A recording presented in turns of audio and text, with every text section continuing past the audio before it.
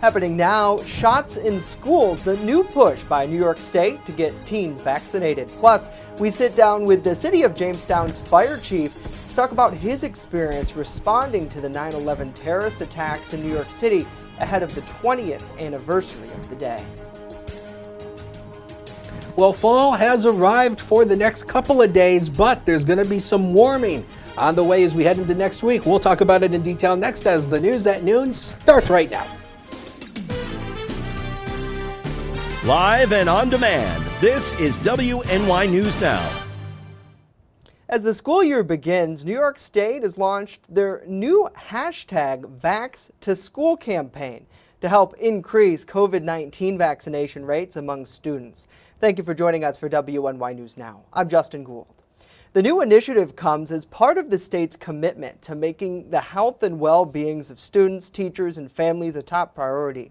As part of this campaign, Governor Kathy Hochul announced a new website at newyork.gov/VaxToSchool, featuring resources and materials for parents and guardians of school-aged New Yorkers, as well as communities. An Instagram page at VaccinateNY is also available as a resource for students and families to learn more about vaccine education. The page will also feature social media designed content. These digital education efforts will be implemented across the state via the state health department's social media platforms as well. It's just all about prioritizing the health of our teachers, our administrators, and our children, so we get that sense of security that parents will need when they say goodbye to their child and send them off to school. In addition, Governor Hochul announced back-to-school pop-up sites will be in areas across the state with low COVID-19 vaccination rates. Among 12 to 17-year-old, buses will also provide mobile vaccinations soon. Well, police have made an arrest in connection with a hit-and-run crash here in Jamestown last month. Jamestown police say that 26-year-old Andrew Pizzilio turned himself into officers this week. He's accused of striking a fire hydrant on West 3rd Street at Main Street just after 11 a.m. on Saturday, August 28th. The department previously posted security camera photos of his black Jeep Wrangler on social media, seeking info that led to his arrest. Pizzilio is charged with leaving the scene of a property damage accident and moving from lane unsafely. Well, a downtown Jamestown business is receiving recognition for their resilience during the pandemic. The Hotspot Cafe, located at 101 East 3rd Street, was presented with the new JCC Entrepreneur of the Year Award during a ceremony this morning. The Small Business Development Center at SUNY JCC launched that effort to recognize area small businesses who have adapted to pandemic challenges, something owner Hector Alvario is all too familiar with. Alvario and his wife Michelle opened their business a week into the pandemic in February 2020. He said he's blessed to not only have survived, but to have thrived. I was nervous, don't get me wrong. I was a little bit nervous, put a lot of money into the business. I'm like, is this going to go? What's going to happen here? But I took a shot at it, and I made it, and it came out good, so I'm very happy. What's your message to your customers? Listen, don't give up. People give up too quick. Don't give up. Keep it going. If you want to start something, start it. Don't worry about what's going on in life. Just keep on going on with life and keep everybody happy. The Hotspot Cafe isn't the only business receiving recognition. The Small Business Development Center now honoring 3 other establishments in Chautauqua, Cattaraugus, and Allegheny counties ahead of National Small Business Week. Well, speaking of SUNY JCC, a new esports gaming room has opened at the SUNY JCC Cattaraugus campus this fall. The college unveiled the new addition in a social media post yesterday. As part of the renovation, walls were painted, carpeting was laid down, and a brand new gaming chairs and tables were brought in. The college has launched the club this fall with future plans to sponsor collegiate esports teams and establish an esports academic program too. Esports have grew in popularity over the past several years, with tournaments credited with creating a billion-dollar industry nationwide. Certainly ready for the students to get their gaming on. Let us know what you think about these stories and more in the comment section down below. We thank you for joining us for WNY News Now. And a reminder, while we have you here, you can, in addition to seeing us online, now watch us on your television. It's super easy. Just download the Channel 716 Roku app today and check out our local news content there, and some great other local content is coming your way down the line too. Well, now let's get a check of our weather forecast. Chief Forecaster Dakota Hunter standing by live for us in studio, and I see our Peaches and Cream camera back and strong today, Dakota. Yes, it has been. The camera's been down for a little bit, but our great technicians worked on this yesterday and brought it back online. What's the simple word, Justin? If it doesn't work, you turn it off and turn it back on again. That was the case. And that was the case. That's all the camera needed was a fresh reboot. It's back. And you can see that the clouds are about in Cattaraugus County. We actually had some fog this morning. We threw that out on social media. It was nice to see the fog burn off. 64 with a dew point of 53. And it is a little bit breezy with that west to northwest wind flow aloft. Now, we've had a few rain showers that have moved through the southern tier this morning. There was a special marine warning that was popped up for the Lake Erie shoreline, that orange polygon right there, for at least a chance for a couple water spouts with that activity. We haven't heard of any, but that's why the warning is in effect for the potential for water spouts. And then it's actually kind of weakened off now. We're just left with a few scattered showers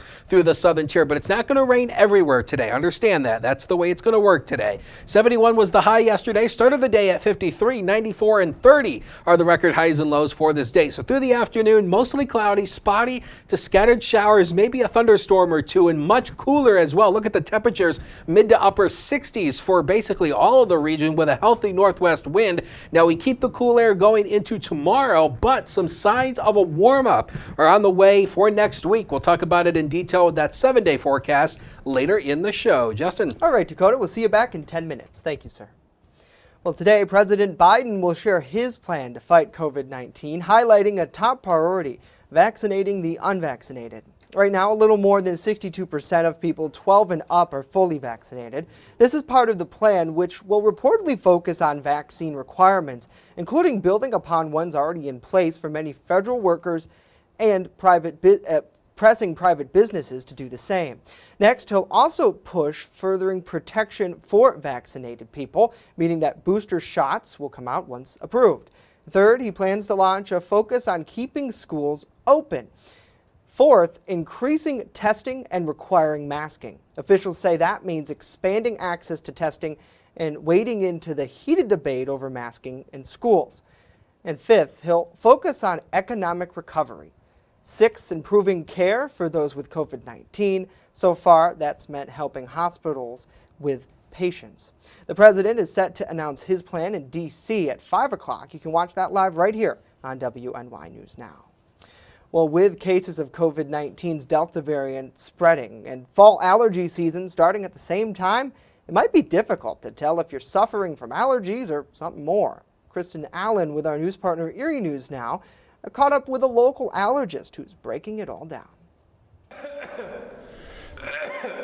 Coughing, headaches, and a runny or stuffy nose. Before the pandemic, most of us would write those symptoms off as allergies or a cold. But now it might be much harder to distinguish if it's that or something more serious. There can be some overlap between allergy symptoms and COVID. AHN St. Vincent allergy and asthma specialist Dr. Philip Gallagher says it's a bad year for people with seasonal allergies. Pollen counts are up for now, heading into the high category this weekend. So come Monday, some may be suffering with symptoms that align with both allergies and COVID-19. But there are some big differences. Generally, you don't get fever with allergy. You can get a little bit of cough due to postnasal drainage, but it's not that bad. And you really don't get severe shortness of breath. The CDC posted this graphic outlining the similarities and differences in the two illnesses. So here are the main signs you should get a COVID-19 test. If you've been exposed to someone with the virus, if you're experiencing fever or chills, shortness of breath, and loss of taste or smell, you could have COVID-19. A sign you're probably just experiencing allergies? Allergy basically itches, so that if you have itchy nose, itchy eyes, itchy ears, itchy palate, it probably isn't COVID. Or if there's a lot of sneezing, there's not a lot of sneezing with COVID. The good news is you can keep COVID-19 away by getting vaccinated, wearing a mask, and hand washing. And you can keep allergies at bay too. No, don't ventilate your space from outdoors. Keep the windows closed and run your air conditioning in the car or at home, because you don't want the pollens or outdoor molds to interact with you. Kristen Allen, Erie News Now. Coming up, Dakota's back with a full look at our weather forecast and where you might be dodging some showers. But first, Jamestown Fire Chief Matthew Kuhn joining us live to talk about his 9/11 experience, helping those on the front lines in New York City. Stay with us as WNY News Now continues.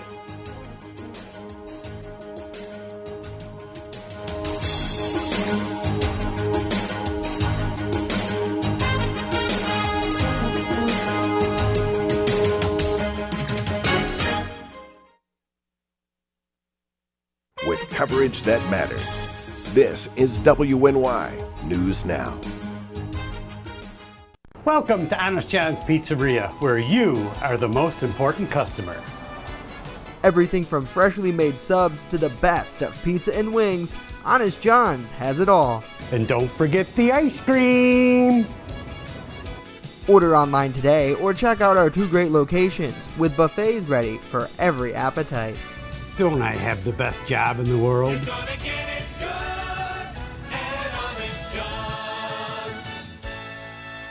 EagleZip.com is your local one-stop shop for all of your home and business computer needs. Located on Fluvanna Avenue Extension, just outside of Jamestown, EagleZip.com sells and services all brands of desktops and laptops, as well as servers and network equipment for your business. All new computer sales include transferring your data from your old computer plus a 2-year warranty. Call EagleZip.com today. Stop by EagleZip.com today and let us make computers easy for you.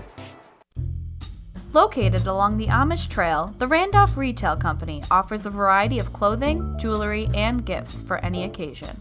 Offering uptown merchandise at small-town prices, our locally owned business balances quality and value. With complimentary gift wrap here at the Randolph Retail Company, we pride ourselves in personal service. Check out our Facebook page or stop in today at 127 Main Street, Randolph, just a 20-minute drive from Jamestown. You're watching WNY News Now, where coverage comes first.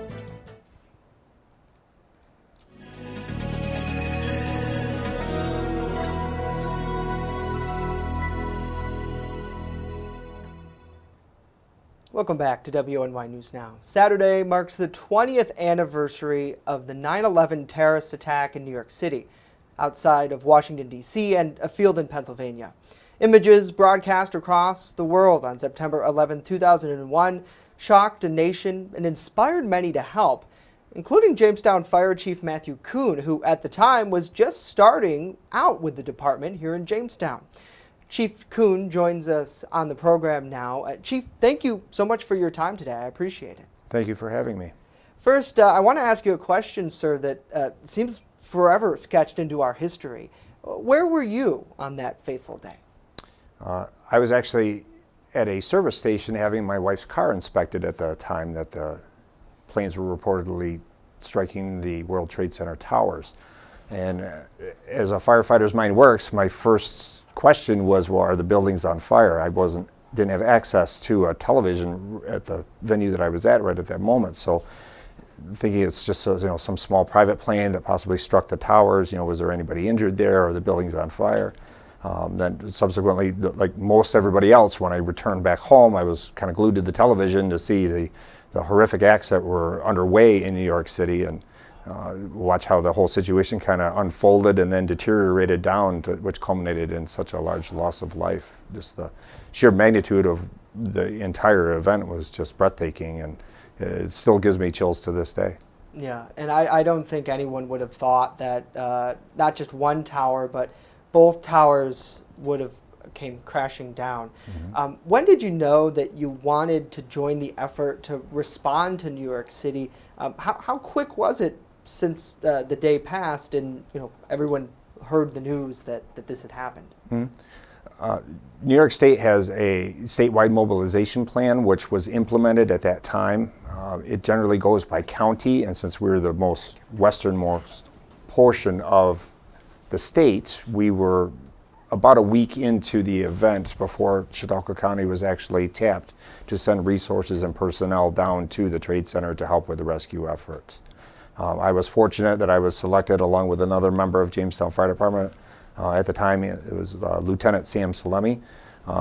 Both he and I represented Jamestown Fire Department along with some of our colleagues in Chautauqua County. And we took Bustey's ambulance and Asheville's ambulance down to the Twin Tower site. Gotcha. So when you were there, what types of duties did you have in Manhattan? And what was that city like at that time? It was a very surreal experience. When we first reported in, we went to an area called Chelsea Piers, which is on the west side. That's where the staging area was. Our primary goal for going down wasn't to assist with the recovery efforts on the site itself. That was pretty much reserved for FDNY, the New York City Police Department, and the Port Authority, and whatever contractors they'd brought in. Our primary role was to provide emergency medical services to the surrounding area and also to treat any workers that were actually working inside of the site itself. How busy of a time was that for you when you were out on the street helping people? Did you encounter a lot of folks who, a week later following the collapse who needed assistance? It was a secured area. We had to have credentials to actually proceed south into Manhattan below 14th, so there wasn't a great deal of general public walking around in the area. The power was off down there. There was a lot of activity as part of the ongoing recovery efforts. We did treat one iron worker that was injured while he was working on the site itself. He was injured by some steel in the area. Fortunately, we were not requested to do any other assistance within the area. There were no other calls reported to us while we were located both in the staging area and at the Trade Center site itself. Yeah, gotcha. But I imagine there's probably a lot of moving parts, and I know we were discussing a couple months ago about the Jamestown Royal Fire and how big of an operation that is for our area. But when you look at something like what you had in New York City and the aftermath of the building collapses, correct me if I'm wrong, but the nation hasn't seen anything to that scale like it did on September 11, 2001. It's certainly not. Any large-scale event is always met with a certain amount of what we call controlled chaos. There's always a lot of moving parts to that. You're absolutely correct. The incident command system was put into place to try to manage that event. Accountability becomes a very large problem. It's mainly about keeping everybody safe, and part of keeping everybody safe is knowing where everybody is located during the course of the event. So they did implement that. It was a very controlled environment. There was lots of armed security walking around provided by the military. It was a very tightly controlled ingress and egress as to get access to the site. We had to have credentials to go everywhere, and we were spot inspected to make sure that we were authorized to be in the areas that we were located. And I see today you brought some artifacts, so to speak, back with you from that day. I did. Can you tell us the significance of what you have? Certainly. So when we went down to deploy and we rotated through our shifts, we had to have a place of staging, all right? This would be a place off-site. And they ended up arranging for accommodation for the response crews to stay on the United States naval ship Comfort. So when we were waiting to board the ship, it was kind of a surreal experience. It was parked right next to where the USS Intrepid is located on the west side. And so we had to walk down this long pier, and there was a long gangway plank to walk up into the ship. And there's armed security, again, walking around with like M16 rifles, making sure that we were safe. So we proceeded up the gangplank, and when we walked into the ship, there were some civilian staff that were in there checking everybody in. And just past that checkpoint, there was 2 civilian members handing out stuffed animals to the rescuers. And that's actually what this item is. It was something that they handed to us, and they said this came from the families of the survivors and of the rescuers for the Murrah building in 1995. Wow. They said, we understand what you're going through. We just wanted you to have some token of appreciation that we could send to you that would express our empathy, if you will, understanding exactly how horrific a terrorist incident is, since they had just lived it 6 years prior. Yeah. The hat that I have here, this is something that they gave us when we disembarked from the ship. It's kind of something just to kind of remember our time actually staying on that vessel. Yeah. I had never been on any floating vessel of that size. It amazed me that something that large can actually float. But definitely was quite an ordeal, quite an experience. We were not permitted to take any photography while we were there.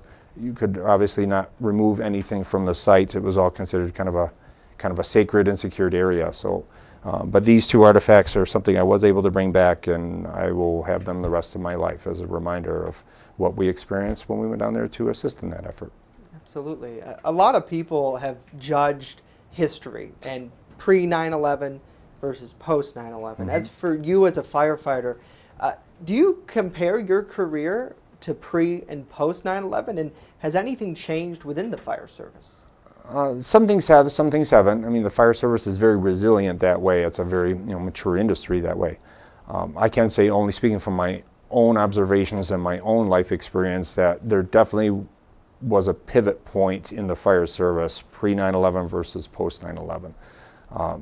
Up to that particular point in time, no fire service agency or any public safety agency, for that matter, had ever faced such an incident that was of that magnitude, that large. Where do you possibly begin? So there's some good things that have come out of it. Very unfortunate for the loss of life that occurred to drive those changes, obviously. But there were good things that did come out ultimately. I think the fire service nowadays is better prepared.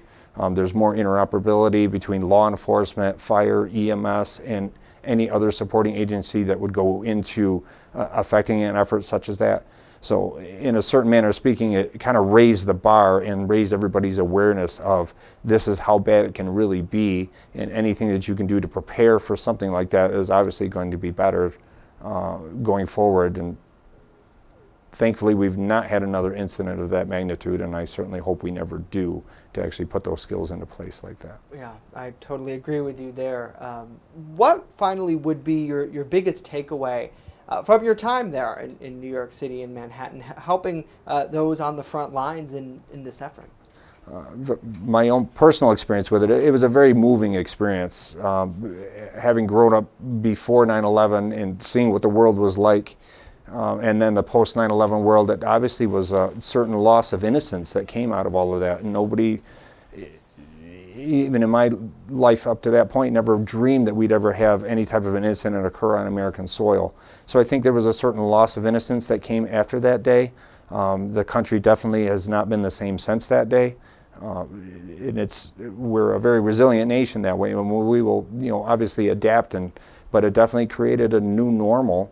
And both as far as my life before, my life after, I will always remember the experience that I had down there and what I saw when I was there, and will always reflect humbly on the fact that I was able to go there and actually help with that effort. Yeah, absolutely. Chief Kuhn, thank you so much for your time today, Certainly. sir. I really appreciate the insight, and for folks who maybe were born, post 9/11, and there are a lot of people out there. For me personally, I was 3 years old, 4 years old when that happened, so I don't have much of a recollection. What would you say to them who are watching this, and definitely not for the first time for many of them learning about what has happened, but at 20 years looking back at this, what would be your message to those young people in our community? Never forget history.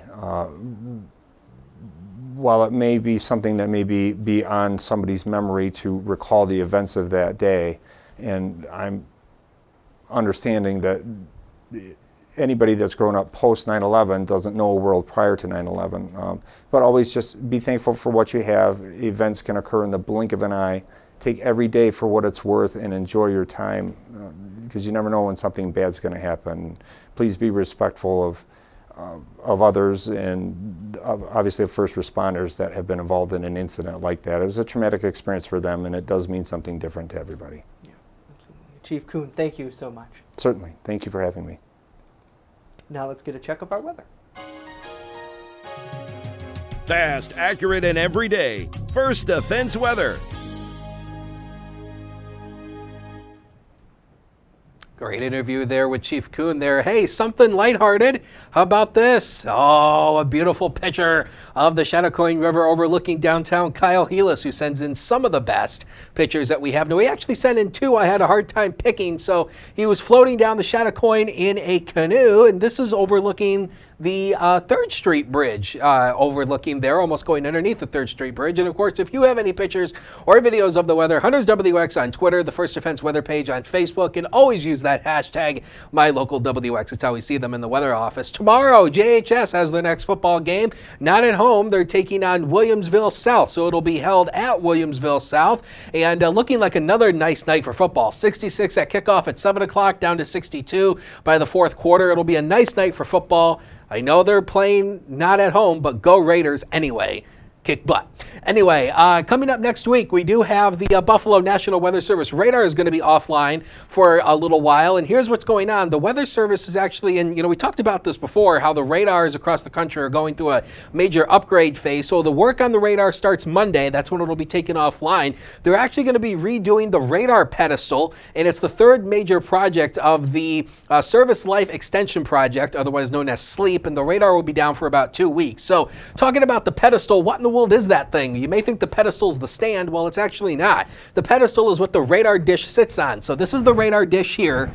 That's the pedestal, and that is what allows the radar dish to tilt and spin. So it's very important to the radar. They're going to be reworking that, and so the radar will be down for about 2 weeks starting on Monday. But don't worry, we have other radars around that will give us radar coverage while the Buffalo radar is down.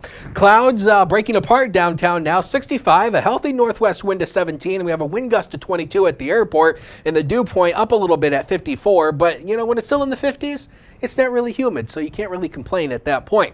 Newest scan of First Defense Doppler shows you a few of those little scattered showers moving across the southern tier. And again, there's no lightning being detected in this, but there could be a couple of rumbles of thunder, especially through the afternoon hours. New tropical storm. It's not really a tropical storm anymore. Mindy, it made landfall on the Florida panhandle last night, now up into Georgia, and mainly a rain producer with that.